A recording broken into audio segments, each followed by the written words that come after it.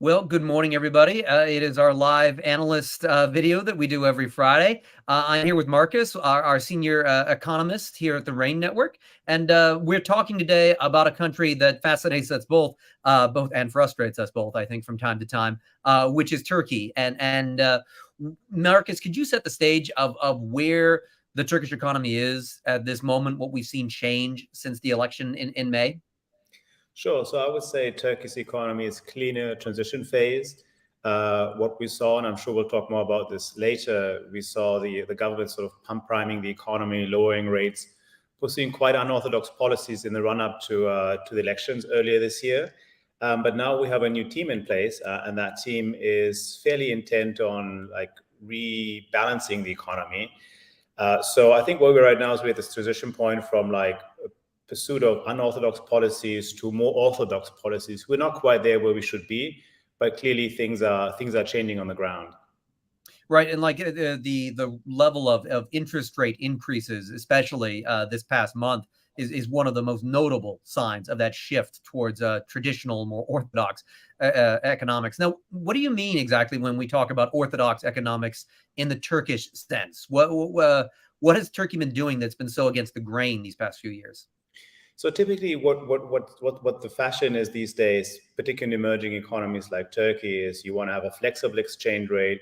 You will want the exchange rate to adjust to any domestic external market shocks. You also have a fiscal policy that's sort of fairly conservative, and you have a central bank that's independent and sets interest rates in line with its inflation target. We didn't really have much. We didn't have two of the three things under the prior regime up until the elections in May, June. Which was back then we had a central bank that was intervening heavily in the market to stabilize the exchange rate.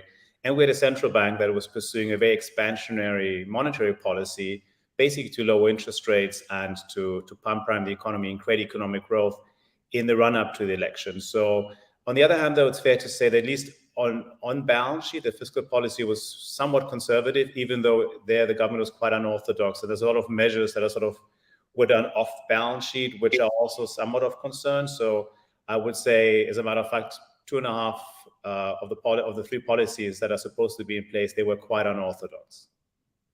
And a lot of that was driven by the political system, the belief system of President Recep Tayyip Erdogan, who you and we've discussed about whether or not he truly believes these things or whether or not that's just political expediency. And it's hard for us to exactly come down with a definitive conclusion on that, about how much is motivated by real belief and ideology versus how much of it was to gin the economy before the election, make as many jobs as possible, even if that was overheating the economy, to tip the AKP party, the Justice and Development Party, over the line.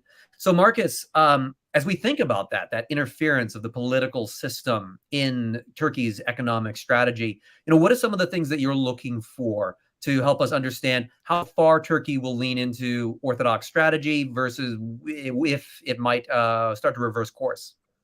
So, I mean, what I generally look for as an analyst is what governments do, not so much what they say. And I think what we've seen, the Turkish government or the new economic leadership team has said the right things, and they've mostly done the right things as well, perhaps not quite to the extent that markets expected. And we can talk about why that is later on. But what I would be looking for is really rectifying those policies. So pursue a more transparent and conservative fiscal policy, to have a central bank that is sort of left alone to raise interest rates to the level needed to bring down inflation, and ultimately the central bank refraining from intervention in the currency markets, because this is important. If Turkey wants to rebuild its economic fundamentals, it needs to accumulate foreign exchange reserves. And the only way to do this is to let the currency go where Turkey starts accumulating foreign exchange reserves again. So I'm looking at the macro policy side, so monetary policy, fiscal policy, and exchange rate policy. But I'm also looking at the government rolling back some microeconomic reforms, these microeconomic intervention things that they introduced.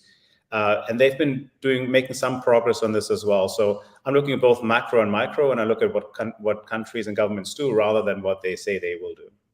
Well, it's interesting that you talk about what markets are expecting. Maybe we can talk about that a little bit, because I almost see two markets that come to investing in Turkey. One is our traditional markets in the West and Europeans and individual investors, and the other is the Gulf Arabs, who have been putting in substantial amounts of money, both into the central bank, into direct investments into Turkey. And they were doing so even before the election, even before the Orthodox shift. And they were, so let's talk about that traditional market. What are they specifically hoping to see or expecting to see from Turkey's change in strategy? So I think what they're hoping to see is a medium to long-term commitment to economic stability. They will want to see an exchange rate that is closer to equilibrium, because if you're a foreign investor, you put dollars in, you don't want to buy at an overappreciated exchange rate.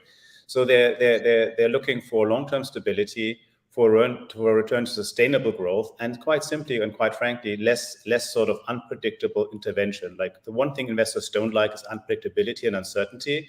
So if you have a leadership team and you have a government that is able to signal its commitment to these policies, this will go a long way, because, all said and done, Turkey is still a very attractive economy in terms of demographic, in terms of growth potential, in terms of its integration into Europe, but also sitting at the intersection of the Middle East and Africa and so on. So this is just a question of putting the policies in place that make it easier for investors to predict what will happen. So I think this is the broader approach.